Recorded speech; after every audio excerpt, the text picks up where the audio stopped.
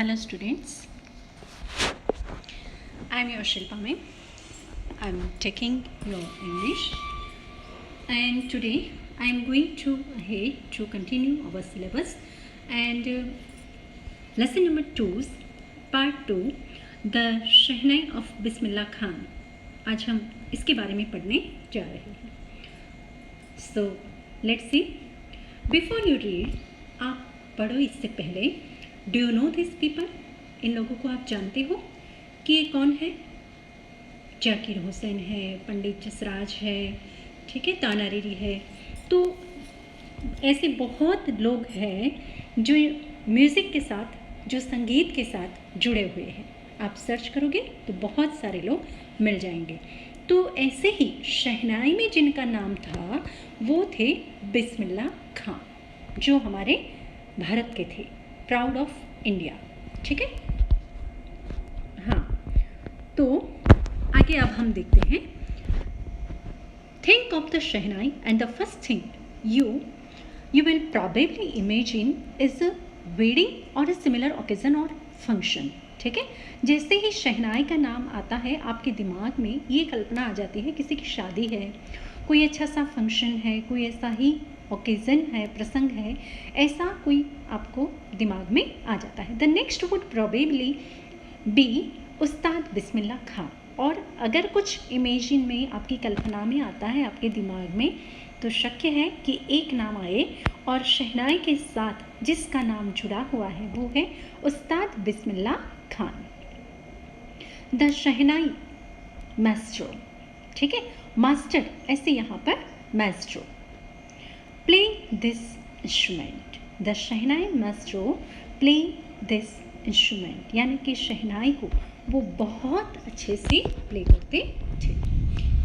आगे देखते हैं कि emperor Aurangzeb ban the playing of a musical instrument called pungi in the royal residence for it had a shrill unpleasant sound. Emperor यानी कि king, राजा, जो औरंगजेब थे, उन्होंने अपने कोर्ट में पुंगी नाम की एक इंस्ट्रूमेंट था, वो बजाने पर उन्होंने बैन कर दिया, यानी कि मना कर दिया.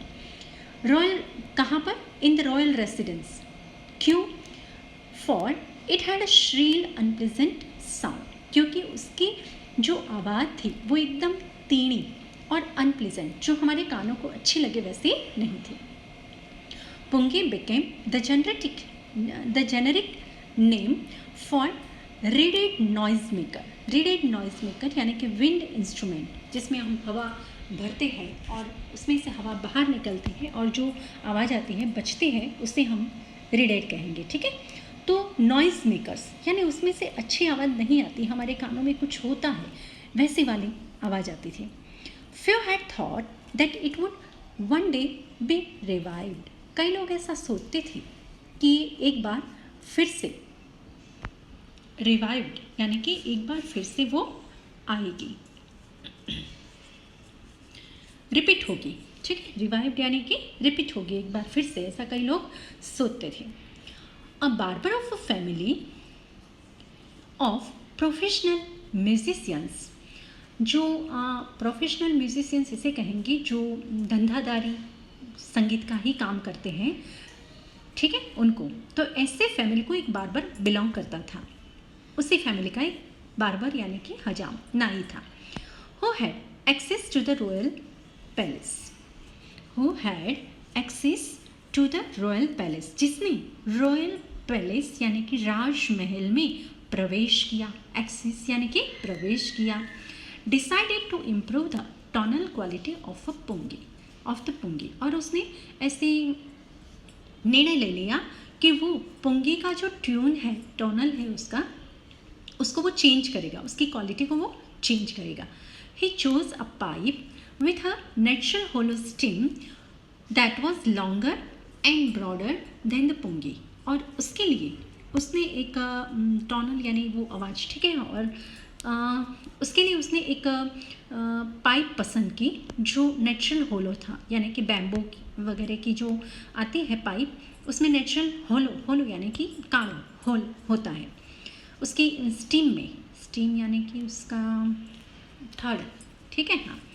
That was longer and broader than a pungi, और वो पुंगी से लंबी भी थी और ब्रॉड भी थी। And made 7 holes on the body of the pipe, और उसी पाइप, बीच में तो होल था ही, पर उसी पाइप पर उसने 7 और होल बनाए।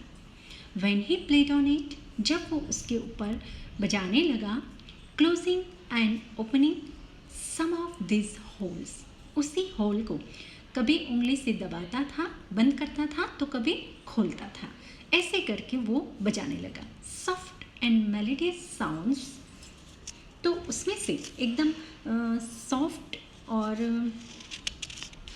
मेलोडियस, यानी कि जो हमारे कानों को अच्छा लगे वैसे वाला आवाज़ वेल प्रोड्यूस्ड, उसमें से उत्पन्न हुआ। He played the instrument before royalty and everyone was impressed. सबसे पहले इसने ये राजमहल में ये इंस्ट्रूमेंट बजाया, और वहाँ पर जो जितने भी लोग थे वो सब इससे इम्प्रेस हो गए, ठीक है, प्रभावित हो गए। The instrument so different from the pungi had to be given a new name, ठीक है। और ये जो इंस्ट्रूमेंट था, ये जो बजाने वाला इंस्ट्रूमेंट था, वो पुंगी से बहुत कुछ अलग था, तो उसको कुछ नया नाम देने का उन्होंने सोचा। एज स्टोरी गोज, जैसे जैसे कहानी आगे बढ़ती गई, since it was first played in the Shah's chamber, जैसे कि सबसे पहले वो शाह के चैम्बर में, चैम्बर यानी कि महल में सबसे पहले बजाया गया था। एंड वॉज प्लेड बाय अ नाई, और बार्बर को हम नाई कहते हैं, उसकी जो कास्ट है वो नाई होती है। और किसने बजाया सबसे पहले? नाई ने बजाया। So the instrument was named the shehnai, ठीक है, शाहनाई यानी शहनाई, तो उसका नेम शहनाई बन गया। आप देख सकते हैं मेरा थोड़ा पिक्चर कट हो गया है, आप बुक साथ में रखना। तो लेफ़्ट में जो है वो पुंगी है, और शहनाई राइट में जो है वो शहनाई है, ठीक है। दोनों एकदम डिफरेंट है, तो जैसे देखने में डिफरेंट है वैसे बजाने में भी उसकी जो ट्यूनिंग बाहर निकलती थी, उसकी आवाज़ निकलती थी, वो भी बहुत डिफरेंट थी। अब सेकंड इसका जो टॉपिक है, पॉइंट, उसमें आते हैं। The sound of the shehnai begin to be considered auspicious, तो ये शहनाई की जो आवाज़ थी वो बहुत शुकन वाले मानी जाती थी, ठीक है। एंड फॉर दिस रीज़न, और इसी कारण से it is still played in temples, अभी भी ये मंदिरों में बजाई जाती है। And is an indispensable component of any north Indian wedding, ठीक है। इंडिस्पेंसिबल यानी जिसके बिना चले ही नहीं, ठीक है, वैसी वाली, ठीक है, जिसके बिना चले ही नहीं। Indispensable, your presence is indispensable in our function, यानी कि आपकी जो हाजिरी है वो हमारे फंक्शन में अनिवार्य है, ठीक है। तो ये भी जो नॉर्थ इंडियन वेडिंग होता है, उत्तर भारत में जो शादी होती है, वहाँ पर कंपल्सरी ये शहनाई बजती है। In the past the shehnai was part of the नौबत और traditional assemble of 9 instrument found at royal courts, और पुराने ज़माने में, भूतकाल में, शहनाई वॉज पार्ट ऑफ द नौबत, नौबत जो होती थी तो उसका एक हिस्सा था। नौबत यानी वही जो राजघराने वाले लोगों को खाने पर बुलाते हैं, हल्का सा म्यूज़िक बजता है और लोग डिनर वगैरह लेते हैं, तो उसे नौबत कहते हैं, ठीक है। तो नौबत का एक हिस्सा बन गई, और ट्रेडिशनल असेंबल यानी कि समग्रपणे वहाँ पर दिखने लगी। ट्रेडिशनल यानी परंपरागत, ठीक है, और परंपरागत वो रॉयल कोर्ट के यानी कि राज दरबार के जो 9 रत्न होते हैं उसमें से 9 बजाने वाले जो इंस्ट्रूमेंट होते हैं उसमें एक उसका भी स्थान रखा गया। Till recently it was used only in temples and weddings, तो हाल में अभी जो मंदिर होते हैं या फिर किसी के घर पे शादी ब्याह होता है तो वहाँ पर ये देखने को या सुनने को हमें मिलती है। The credit for bringing this instrument on to the classical stage goes to the Ustad Bismillah Khan. तो अब तक इसका यूज़ कहाँ होता था? सिर्फ टेम्पल और वेडिंग में, पर उसको स्टेज पर कौन लाया? तो उस्ताद बिस्मिल्लाह खान। और ये सारा क्रेडिट, वो जो क्लासिकल स्टेज पर ले जाने का जो पूरा क्रेडिट है वो उस्ताद बिस्मिल्लाह खान को जाता है।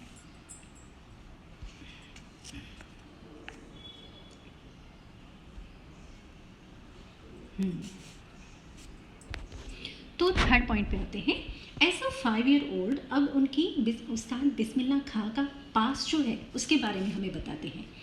तो as a 5 year old Bismillah Khan played gilli danda near a pond in the ancient estate of Dumraon in Bihar. Bihar में एक दमराम करके एक एस्टेट था, यानी कि एक जगह थी। तो वहाँ पर 5 साल का ये बिस्मिल्लाह खां जो था वो गिल्ली डंडे से तालाब के किनारे खेल रहे थे। He would regularly go to the nearby Bihari ji temple to sing the Bhojpuri chaita. और वो हमेशा रेगुलरली गो टू यानी कि हमेशा वहाँ पर जाते थे, जो बिहारी जी का मंदिर था जहाँ पर भोजपुरी में चैता गाया जाता था, वो सुनने के लिए वो ऑलवेज वहाँ पर जाता था। At the end of which he would earn a big laddu weighing 1.25 kg। और उसके अंत में जब ये सब चैता पूरा हो जाता था सुनने का, तो उसके बाद में उसको 1.25 किलो का 1.25 kg का एक बहुत बड़ा जो लड्डू था वो एज अ प्राइज़ उनको मिलता था। A prize given by the local Maharaja.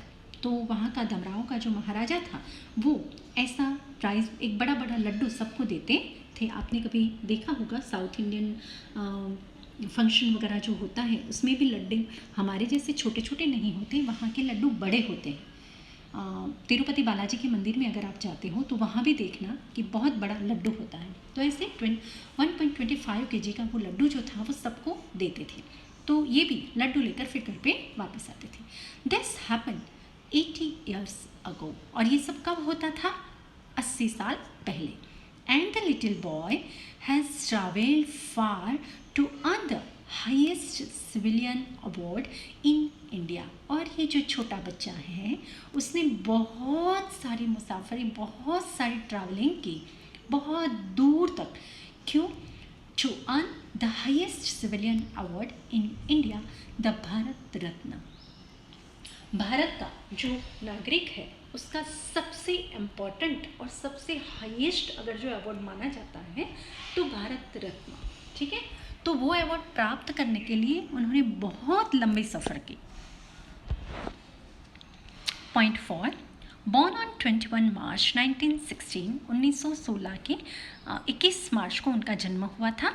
Bismillah belongs to well known family of musicians from Bihar.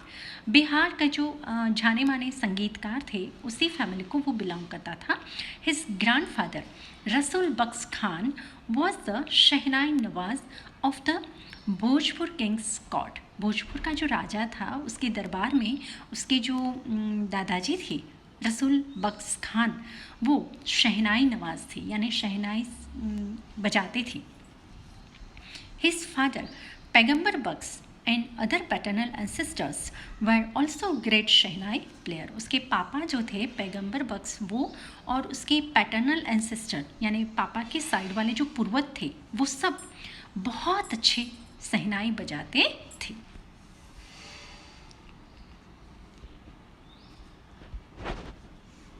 अब पॉइंट 5 पे आते हैं।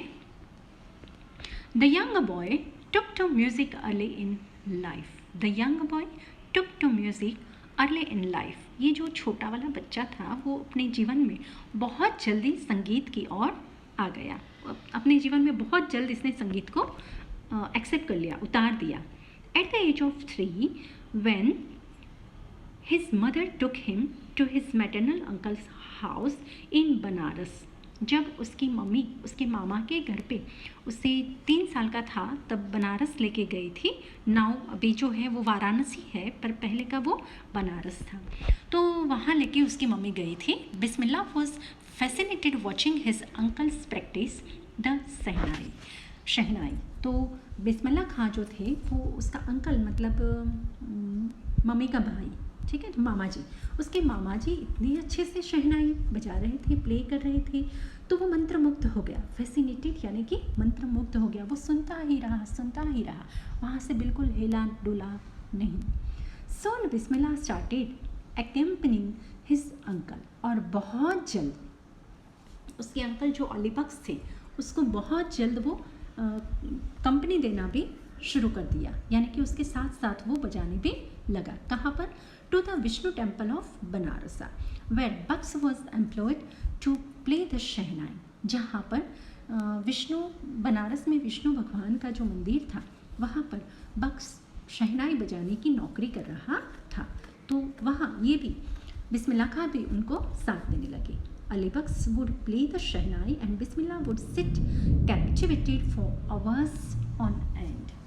तो अलीबक्स जो था वो शहनाई बजाता था और बिस्मिल्लाह जो था वो कैप्टिवेटेड यानी कि ऐसे ही वहाँ पर मन हरे ले, ठीक है, हमारा मन को हर ले, वैसा वाला जो म्यूज़िक है उसको सुनता ही रहता था घंटों तक, ठीक है, ऑन एंड यानी कि for a very long time, ठीक है, बहुत लंबे समय तक। Slowly he started getting lessons in playing the instrument, और धीरे धीरे उसने ये इंस्ट्रूमेंट्स कैसे बजता है उसके लेसन, उसके पाठ पढ़ने लग गया वो। And would sit practising throughout the day, और वहाँ बैठा बैठा पूरे दिन भर वो बजाता रहता था।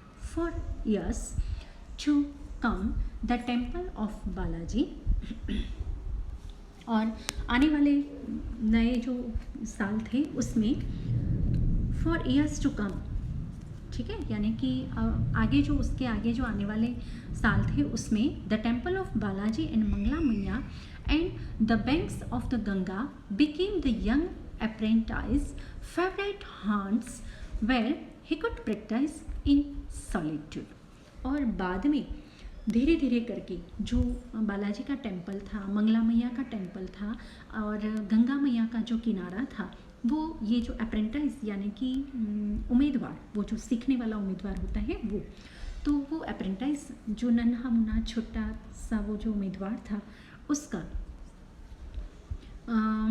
फेवरेट प्लेस बन गया, जहाँ पर फेवरेट हॉन्ट्स यानी कि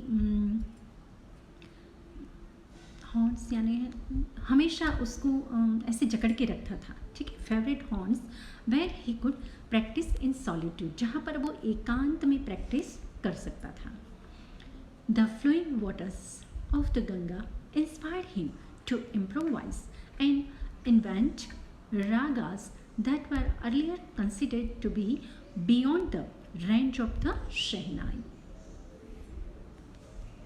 गंगा नदी का जो कल बहता हुआ जो पानी था वो उसको इंस्पायर करता था, उसको प्रेरणा देता था, किसके लिए? टू इम्प्रोवाइज यानी कि कुछ सुधारा करे उसके लिए, एंड इन्वेंट और नया कुछ शोध करे, किसकी?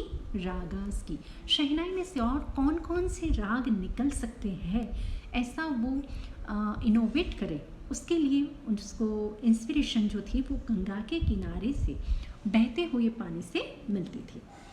That were earlier considered to be beyond the raga of the shehnai. पहले ऐसे माना जाता था कि ये शहनाई में से ये राग निकल ही नहीं, सॉरी रागा नहीं, range, beyond the range of the शहनाई।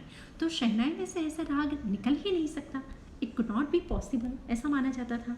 पर ये नन्हा मुन्ना बच्चा पूरे दिन भर वहाँ पर बैठे बैठे प्रैक्टिस करता था और उसमें से नए नए जो शहनाई के में से निकलते थे उसके रेंज से भी अबाव जाके वो बहुत सारे राग निकालता था। पॉइंट 6 और 7 देखते हैं। एट द एज ऑफ 14, 14 साल की उम्र में बिस्मिल्लाह accompanied his uncle to the Allahabad music conference. Allahabad में एक म्यूज़िक कॉन्फ्रेंस, संगीत सभा का आयोजन किया था। वहाँ वो अपने जो मैटरनल अंकल थे अलीबक्स, उसको कंपनी देने के लिए गया था। At the end of his recital, उसने जो बजाया उसके अंत में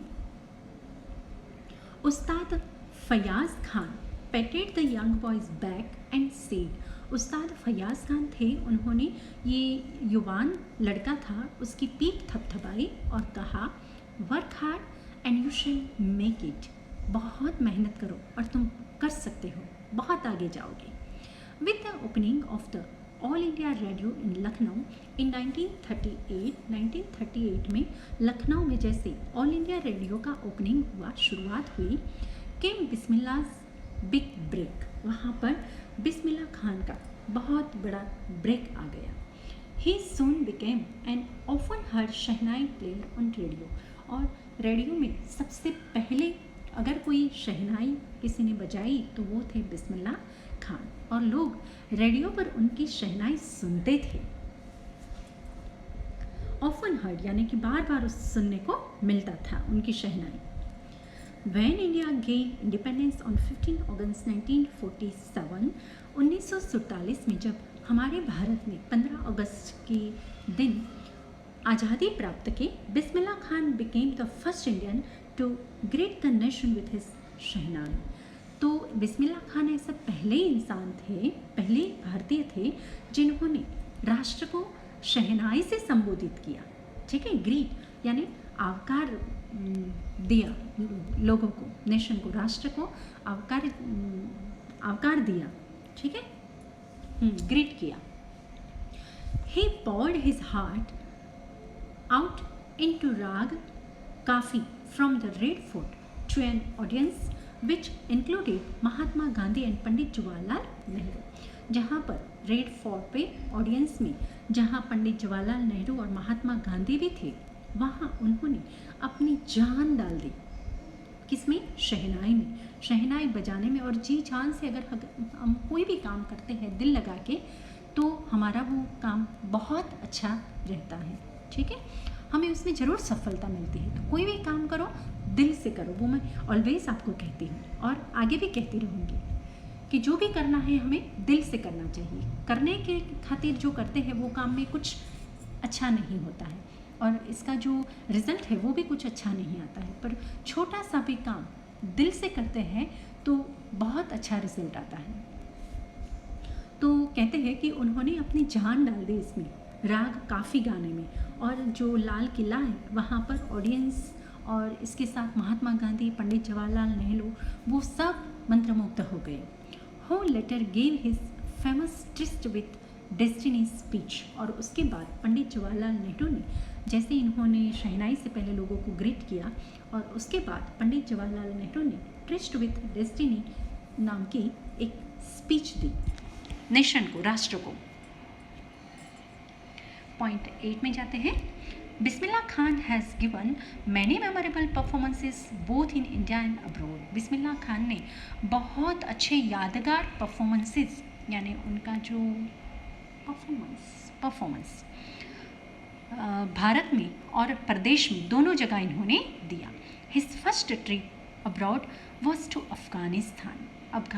सबसे पहले वो अगर अब्रॉड बाहर प्रदेश में गए थे तो वो अफ़गानिस्तान में गए थे। Where King Zahir Shah was so taken in by the maestro that he gifted him priceless Persian carpets and other souvenirs। और इतने प्रभावित हो गए मास्ट्रो से, यानी कि उस्ताद बिस्मिल्लाह खां से, कि इन्होंने गिफ्ट में प्राइसलेस यानी कि अमूल्य पर्सियन कारपेट जो थी वो उनको गिफ्ट में दिया, और उसके साथ साथ अदर सोवेनियर्स यानी कि हम ऐसे रिमेंबर्स हमारे याद के तौर पे हम किसी को कुछ देते हैं।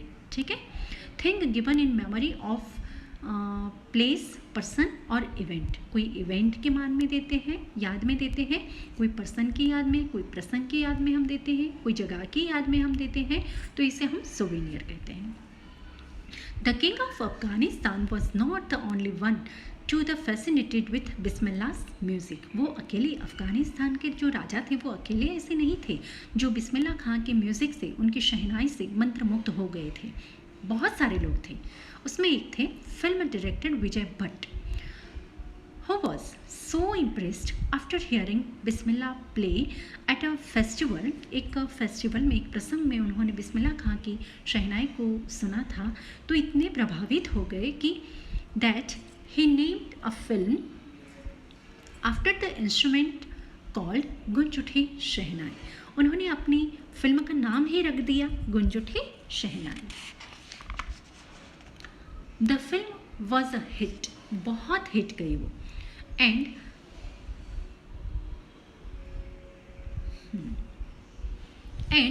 One of Bismillah yes and one of Bismillah Khan's compositions, और बिस्मिल्लाह खान का एक जो कंपोजिशन था, उसकी जो रचना थी, दिल्ली का खिलौना हाय टूट गया, कोई लुटेरा की लूट गया, दिल का खिलौना हाय टूट गया, turned out to be a nationwide chart buster। Chart buster यानी कि ब्रेकर, रिकॉर्ड ब्रेकर, ठीक है। तो उनका ये जो कंपोजिशन था वो रिकॉर्ड ब्रेक निकला नेशन वाइड, यानी कि पूरे राष्ट्र में। Despite this huge success in the celluloid world, celluloid world यानी कि क्या कहते हैं, सेल्यूलॉइड वर्ल्ड यानी पुरानी तरह की ओल्ड फैशन की जो एक कचकड़ानी डिश आती थी जिसके ऊपर ये म्यूज़िक बनता था, ठीक है। तो कहते हैं कि despite this huge success in the celluloid world, celluloid world में इन्होंने इतनी सफलता, इतनी बड़ी सफलता प्राप्त करने के बाद भी Bismillah Khan's ventures in film music were limited to 2, एक या दो बड़ी मुश्किल से उन्होंने फिल्म दी है, ठीक है। वेंचर यानी कि project that often involves risk, ठीक है। ऐसे जो रिस्की प्रोजेक्ट थे उसमें उन्होंने ज़्यादा ध्यान नहीं दिया, बड़ी मुश्किल से एक या दो फिल्में उनकी आई। विजय भट्ट्स गूंज उठी शहनाई एंड विक्रम श्रीनिवास कन्नड़ वेंचर संधि अपना, ठीक है, संधि अपना। और ये जो विक्रम श्रीनिवासन का कन्नड़ वेंचर था, कन्नड़ फिल्म जो थी संधि अपना, ये बस दो ही फिल्मों, I just can't come to terms with the artificiality and glamour of the film world, ठीक है। वो कहते हैं Bismillah Khan, I just can't come to terms, मैं उसके टर्म्स और कंडीशन पे बंधा हुआ नहीं था, नहीं रह सकता था। With artificiality and glamour, glamour यानी भपको, અને आर्टिफिशियलिटी यानी कि कृत्रिम, ठीक है, कृत्रिमता और उसके भपका जो फिल्मी दुनिया का जो ग्लैमर होता है और उसकी जो कृत्रिमता होती है, उसके टर्म्स एंड कंडीशंस में मैं नहीं आ सकता था, इसीलिए मैंने छोड़ दिया। ही सेज विथ एम्फेसिस, और ऐसा इन्होंने भारपूर्वक कहा कि मैंने क्यों ज़्यादा फिल्मों नहीं की। 9 में है point 9, awards and recognition came thick and fast. तो उनको बहुत सारे अवार्ड मिलने लगे, उनकी जो पहचान थी वो गाढ़ बनने लगी और जल्दी जल्दी गाढ़ बनने लगी। Bismillah Khan became the first Indian to be invited to perform at the prestigious Lincoln Center Hall in the United States of America, USA में जो prestigious यानी कि बहुत मान सम्मान भरा वो जो लिंकन सेंटर हॉल था, उसमें उनको परफॉर्म करने के लिए इनवाइट किया गया। ऐसे वो पहले भारतीय थे जिनको इनवाइट किया गया था। He also took part in the World Exposition in Montreal, ठीक है। वर्ल्ड एक्सपोजिशन जो था मॉन्ट्रियल में, कैंस आर्ट फेस्टिवल में, वहाँ इन्होंने भी पार्ट लिया। And in the Osaka trade fair, और ओसाका ट्रेड फेयर में भी उन्होंने पार्ट लिया था। So well known did he become internationally that an auditorium in Tehran was named after him, Tahra Mosiki Ustad Bismillah Khan. So well known, और उन्होंने वहाँ इतना अच्छा परफॉर्मेंस दिया इतना अच्छा परफॉर्मेंस दिया और इतने जाने माने बन गए कि उसके बाद इंटरनेशनल इतने फेमस बन गए कि उन्होंने परफॉर्मेंस दिया। उसके बाद वो जो ऑडिटोरियम था तेहरान का, उसको नेम दे दिया गया Tehran मौसीकी Ustad Bismillah Khan. National award like the Padma Shri, the Padma Bhushan and the Padma Vibhushan were conferred on him. ये तीनों, सबसे पहला वाला आता है पद्मश्री, फिर पद्म भूषण, फिर पद्म विभूषण और उसके बाद भारत रत्न। तो सारे अवार्ड उन्होंने प्राप्त किए थे। यूँ ही थोड़ी ना मिलते हैं, ठीक है। कन्फर्ड यानी कि गिवन, उनको दिया गया था। बहुत इसके लिए मेहनत करनी पड़ती है। पॉइंट 11 है, in 2001 Ustad Bismillah Khan was awarded India's highest civilian award the Bharat Ratna. ठीक है, भारत के नागरिकों का सबसे ऊंचा अगर कोई अवार्ड है तो वो है भारत रत्न। वो 2001 में उस्ताद बिस्मिल्लाह खां को दिया गया। With the coveted award resting on his chest and his eyes glinting with rare happiness, he said, क्या कहते हैं, with the coveted यानी कि much desire, ठीक है। with the coveted award यानी कि ये अवार्ड प्राप्त करने की उनकी बहुत तीव्र इच्छा थी। resting on his chest and his eyes glinting with rare happiness, he said, उनको इतना अपनी छाती पर ये अवार्ड रखा और आंखें बंद की तो उनको इतनी खुशी मिली। वो कहते हैं कि all I would like to seize, अगर मैं कुछ कहना चाहता हूँ तो बस इतना ही इसके बारे में। इतनी खुशी मिली कि खुशी पाने के बाद अगर मैं कुछ आप लोगों को कहना चाहता हूँ तो मैं इतना ही कहूँगा कि टीच योर चिल्ड्रन म्यूज़िक, आपके बच्चों को संगीत सिखाओ। संगीत बुरी चीज़ नहीं है, हल्की चीज़ नहीं है। This is Hindustan richest tradition. और ये जो हमारा पारंपरिक ट्रेडिशनल जो म्यूज़िक है वो हमारे हिंदुस्तान की, हमारे भारत की रिचेस्ट ट्रेडिशन है, यानी कि सबसे समृद्ध परंपरा है। Even the West is now coming to learn our music. Even पश्चिम के देश वाले जो है वो भी अभी हमारा म्यूज़िक सीखने के लिए यहाँ पर आते हैं। In spite of having travelled all over the world, यानी पूरी दुनिया में ट्रैवलिंग करने के बाद भी खान साहब कहते हैं, Khan Sahab as he is fondly called, fondly यानी कि मज़े से, आनंद से, वो कहते हैं is accidentally fond of Banaras and Dumraon and they remain for him the most wonderful towns of the world. इतना कुछ घूमने के बाद भी वो कहते हैं कि बनारस और दमरान जो है वो उनके लिए बहुत महत्वपूर्ण है। मोस्ट वंडरफुल टाउन्स यानी बहुत अद्भुत शहर है दुनिया के। इसके जैसे और कोई शहर या नगर मैंने कहीं भी देखा नहीं, ऐसा वो कहती थी। A student of his once wanted him to head a shehnai school in the USA. उनका एक स्टूडेंट था, वो चाहता था कि यूएसए में उनके नाम से एक शहनाई स्कूल खोले जाए। एंड द स्टूडेंट प्रॉमिस्ड, और उस स्टूडेंट को पता था कि वो तैयार नहीं होंगे, तो उन्होंने उनको वचन दिया to create the atmosphere of Banarasa by replicating the temples there। ठीक है, वहाँ बनारस का जो टेम्पल है उस टेम्पल को यहाँ पर हम ऐसा ही सेम टेम्पल बनाकर हम ऐसा एटमॉस्फेयर क्रिएट करेंगे कि आपको वो बनारस जैसा ही लगे। But Khan Sahab asked him if you would be well to transport river Ganga as well. तो खान साहब ने उसको सामने से कहा कि क्या तुम रिवर गंगा को भी ट्रांसफ़र कर सकते हो? हाँ, तुम मंदिर को यहाँ ला सकते हो, ऐसा से ही मंदिर बना सकते हो, पर क्या गंगा नदी को यहाँ ला सकते हो? Later his remembered to have said, बाद में याद है कि उन्होंने ऐसा कहा था, that is why whenever I am in a foreign countries, शायद इसीलिए, दैट इज़ वाई, शायद इसीलिए जब भी मैं फॉरेन कंट्रीज़ में होता हूँ, जब कभी भी मैं फॉरेन कंट्रीज़ में होता हूँ, आई कीप ईयरिंग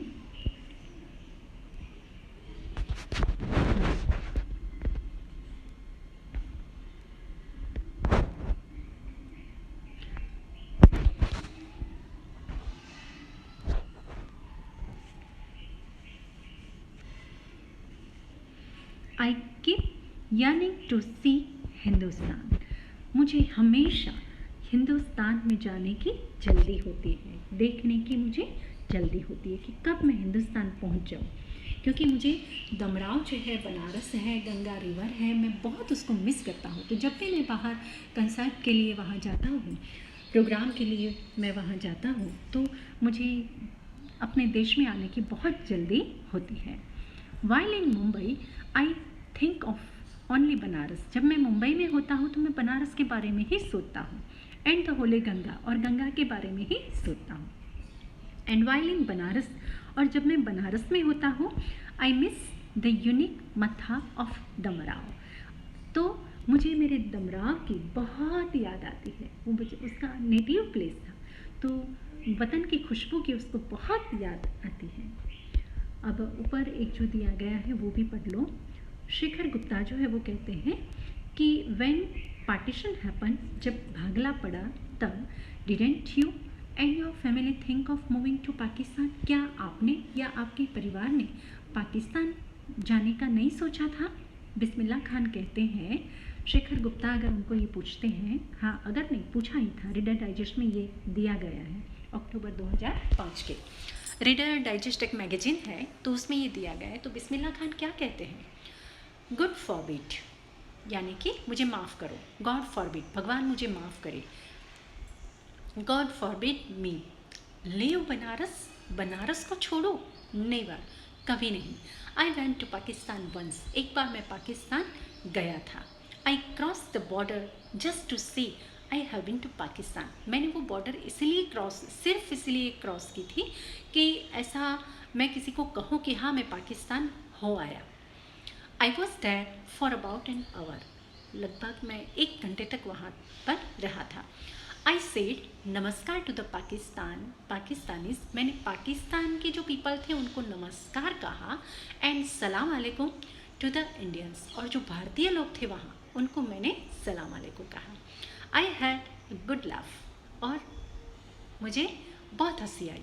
ठीक है, लोग भी बहुत हंसे कि जो पाकिस्तानी उनको सलाम अलैकुम कहने की बजाय उनको नमस्कार कहा और इंडियन को सलाम अलैकुम कहा, यानी कि उनको इंडिया से इतना लगाव था। यस, 13 नंबर का जो हमारा पॉइंट है वो देख लेते हैं कि Ustad Bismillah Khan's life is a perfect example of the rich culture heritage of India. Ustad Bismillah Khan का जो जीवन था वो एकदम परफेक्ट उदाहरण था किसका? समृद्ध कल्चरल, यानी कि समृद्ध सांस्कृतिक वारसो, भारतना समृद्ध અને सांस्कृतिक वारसो જે છે उसका परफेक्ट उदाहरण था। One that effortlessly accepts that a devout Muslim like him can very naturally play the Shehnai every morning at the Kashi Vishwanath temple. One that effortlessly accepts, वो आसानी से स्वीकार कर लेते थे दैट अ डिवोट मुस्लिम यानी कि जो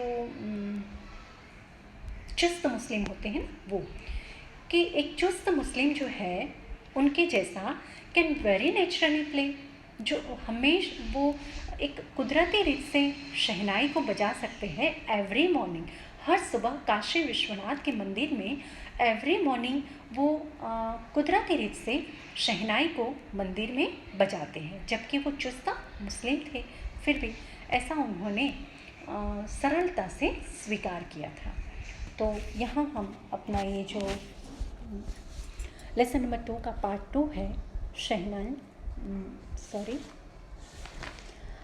द शहनाई ऑफ बिस्मिल्लाह खां, उसको हम यहाँ कंप्लीट करते हैं। आई होप कि आपकी समझ में आया होगा। तो ये दोनों पार्ट 1 और पार्ट 2 आप पहले एक बार उसको ध्यान से सुनना, समझना। नहीं कुछ समझ में आता है तो हमें फ़ोन करना, व्हाट्सएप में कमेंट करना, कमेंट बॉक्स में जाके कमेंट करना। You can do anything, I can help you. ठीक है, और उसके बाद उसकी जो एक्सरसाइज है सेकंड लेसन की, वो लिख कर मुझे सेंड करनी है। उसके पिक मुझे व्हाट्सएप पर आपको सेंड करने हैं। तो यहाँ मैं स्टॉप करती हूँ।